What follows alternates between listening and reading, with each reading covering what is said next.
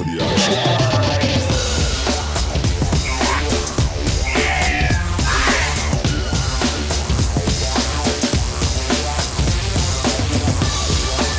Hello everyone and welcome to Sharpdress Gaming, and today we're back with another week of the Pokemon Global League. This is week 4 against True Norseman, and the Boston Silk Scarfs.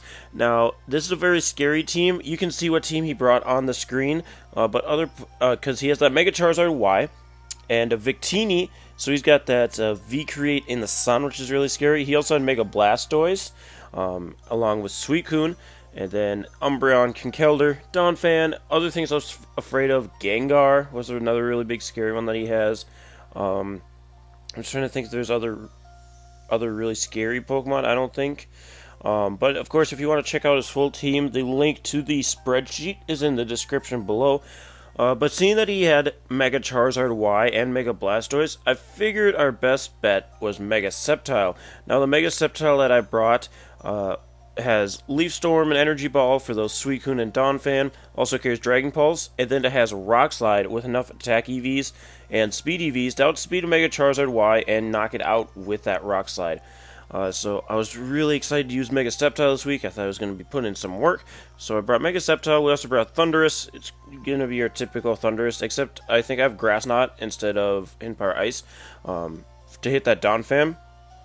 We also have Armaldo this week making its first appearance. This is a Max Special Defense Armaldo to take a Fire Blast from Charizard in the Sun and be able to set up rocks or Stealth Rock or Rock Slide or whatever we wanted to do. I said Stealth Rock twice. I meant to say Rapid Spin. We also have Landorus. This is Assault Vest Landorus. We have Choice Scarf Medicham with enough speed to outspeed everything. And then we have our Cresselia. Cresselia has Rocky Helmet, and that's our switch-in for Victini. And that's basically all we have for Victini. I mean, Landorus can take one after Intimidate, but he's not going to like it.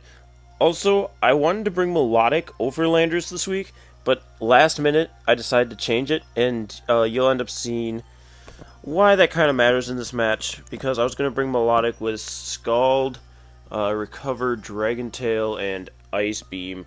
I believe it's final. It might have been Mirror Coat. No, I think it was Scald, Mirror Coat, Dragon Tail, and Recover. So I'm going to actually get it opened here, and then I'm going to hit play, and we'll see our battle against True and the Boston Silk Scarfs.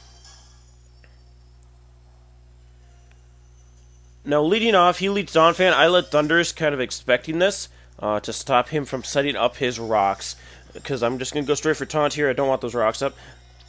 Looking back at this, I think we could have dealt with having rocks up. So he goes straight for Knockoff, which is going to hurt quite a bit. And I'm like, oh, he's got Knockoff. He's got to have Stealth Rock and Rapid Spin and Earthquake. So I just went straight for Grass Knot, but he does have Stone Edge.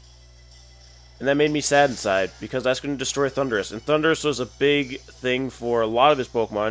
It was good against Charizard. It was good against the Suicune. So I'm just going to send in Sceptile, scare it out. I know he is not going to like it if I Dragon Pulse. I should be able to take it out still. So I'm just going to go straight for Dragon Pulse as he switches into the Charizard. He actually forgot I had a Mega Sceptile. He thought I just had normal Sceptile because we also have Mega Mawile. But because Mega Mawile was their S rank, we did get another Mega that was lower ranked, and Sceptile was that lower ranked Mega. So Dragon Pulse is going to do a nice amount of damage to this Charizard. So I know I can just go for another Dragon Pulse who outspeed. And Dragon Pulse is going to hit a lot of things. He does go into the Umbreon to soak up this Dragon Pulse. So we're going to go for that. And we're going to see that it's going to do a nice amount of damage. But I'm thinking this Umbreon is especially defensive. So I'm actually going to switch out my Sceptile and bring it right into the Medicham, because I can start Drain Punching this thing. And Drain Punch does a good 90% to Umbreon. Max, so I figured that it's going to be able to take it out from here, even with that leftovers. But he's probably going to go for Protect, expecting a high jump kick, because he's battled Mega Medicham and won with this Umbreon getting the double Protect, and Medicham missing that high jump kick. But we're running Drain Punch, because I ain't no fool. But I kind of am a fool, as you'll see further on. I'm just going to keep spamming that Drain Punch, because of course we're Choice Scarfed. And even if he switches in like Victini or something, Drain Punch is going to do a nice amount of damage. So he does bring in the Victini here, and we're going to get off that Drain Punch. It does not a lot, but I mean, it is a resisted hit, and we do get a lot of our health back. Now, I know the V-Create's coming, so I'm just going to switch my Medicham out. We're going to go straight into Cresselia, who is our predetermined switch into this Pokemon. And we are max defense, and I didn't really calc this beforehand. I just kind of figured out this is going to be our switch-in. So I wanted to see how much this would do, and it does a good chunk of damage, but because he loses all of his defenses and gets hurt by Rocky Helmet, I'm liking our matchup because I do have Shadow Ball on this Crest instead of Psychic, especially for that Victini. He's going to bring back in the Umbreon, though, and I'm just going to set up the Calm Mind, expecting the switch. So now I can go for my Moonblast on this thing, because I am running Shadow Ball, Moonblast, Calm Mind, and that's our last move. Moonlight. Yeah, Moonlight. That's what it is. That's what it's called. So I'm gonna go for the Moonblast, and you can see it did about as much as the Dragon Pulse did. I did get a special attack drop, but that's not gonna matter. It's an Umbreon.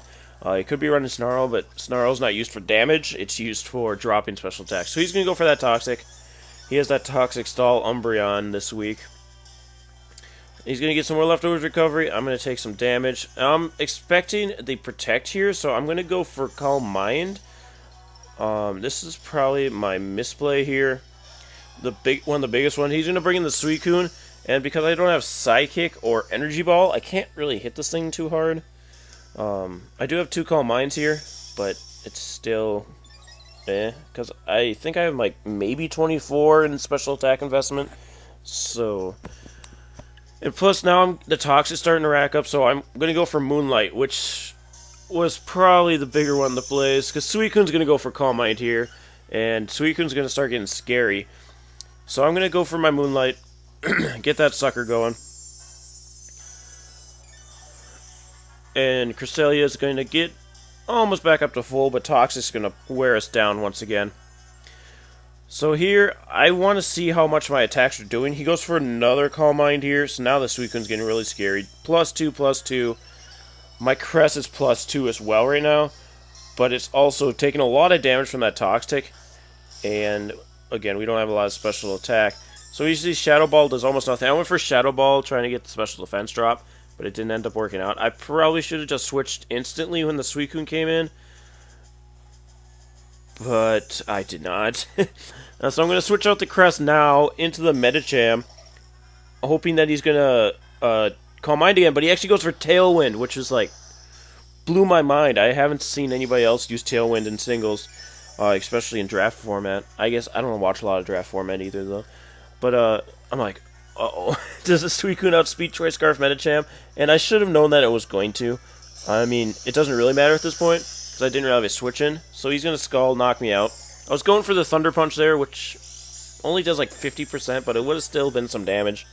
And now his leftovers are going to bring him back up to full. And at this point, he's at +2, +2, Tailwind. There's really nothing else left to do but cry. Here comes the Ice Beam. Landorus isn't going to take that with its Assault Vest even. Max HP, unfortunately. See ya, Landy. And then I'll bring in this Armaldo here. Now, he actually goes for Tailwind, not thinking that he still had it.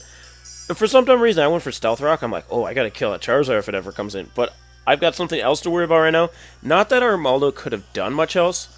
He's gonna set up the Tailwind again, though. Just like Sceptile can't come in, but Sceptile's not gonna be able to do anything to +2, +2. We see that X-Scissor does about 25. So 2 X-Scissors would have brought it to 50, but at this point in the game, it really does not matter. He's going to Scald me, knock me out. See Armaldo. Even max special defense Armaldo can't take a +2 Suicune. Or +3. I think it's a +2. And then in comes the Sceptile, and you kind of know how it goes from here. He's going to Ice Beam me. That's going to knock me out. But yeah, we just got destroyed by the Suicune. Now, this Suicune's actually something he got from the Seattle Staraptors. and I think this is his first week he'd use it. No, last week was the first week he'd use it. But the Seattle Star Raptors dropped Suicune for Chansey, and then Boston Silk Scarves picked it up right away, and you can see how it's just running through the steam. He doesn't end up knocking out Crest in one hit, but it's not going to matter. I do get a critical hit on the Shadow Ball. But yeah, we're still at that point where it's all but curtains. Now, I guess, as you saw, the Tailwind just went down. Looking at this battle again, if I would have went for 2 X Scissors with our Maldo, we would have brought him down to like 50. If I'd brought in Crest before Sceptile, maybe I could have killed Suicune, but we're still up against a Victini, which would demolish us. We couldn't really do much to the Umbreon. I'm sure the Conkeldurr had Ice Punch. So we could have made it not a 6-0, but I just got so scared, and I guess I played terribly. But, turns out in the end, not all is wrong, because it turns out True and I are in love. we were talking in the chat, and we've determined that it was love that he won. I let him win because I love him. So if you guys want to go and go to True's Twitter page, I have it in the description below as well as his YouTube. Go to his Twitter page and put hashtag Sharpdressed Norseman. So yeah, unfortunately, guys, that we did get a 6-0 there. But the fortunate part of that is, so True does go up to number 1 in the division because this is an Omega Division battle. So True is at number 1 with 3 wins, 1 loss. But because T-Train and the Atlanta Talonflames lost their match, and they were at 2 wins, 1 loss with a 1 differential, and we were at 2 wins, 1 loss with a 6 differential, I want to say, before this match. Or were we at 7? Because we had -1 in week 1, then we got a +6, then we got +2. So we were at 7. So now we're at +1 with 2-2, and he's at 2-2 with a negative differential. So we are still in the 2nd spot in the Omega Division because the Talonflames lost to the Clinks. So that after a lot of drinking because of this loss, we're gonna come back next week with a vengeance. And hopefully Armaldo and Medicham, this was their first match, and they kind of I mean, Armaldo got some damage in. I guess Medicham got a little bit in. Armaldo got more in. But yeah, like, just watching that replay, I'm like, I could have kind of gotten out of that. Not that Leaf Storm, I mean, I would have had to have gone for Leaf Storm with Sceptile, and he was at +2. So he would have been around 75 with leftovers, so I don't think it would have mattered at that point. But damn it, we could have gone for it. But thank you guys so much for joining me today. If you feel bad for the Minnesota Wild Charge this week, be sure to hit that like button down below. And we'll see you guys next week. Stay sharp, boys and girls. Hello everyone, and thanks for checking out the video. If you want to see more videos like this, be sure to click on the links on the screen. If you haven't yet, be sure to hit that like button and subscribe to see more videos as they come to your way. And if you want to go check out the GoFundMe, that'd be great too. Bye!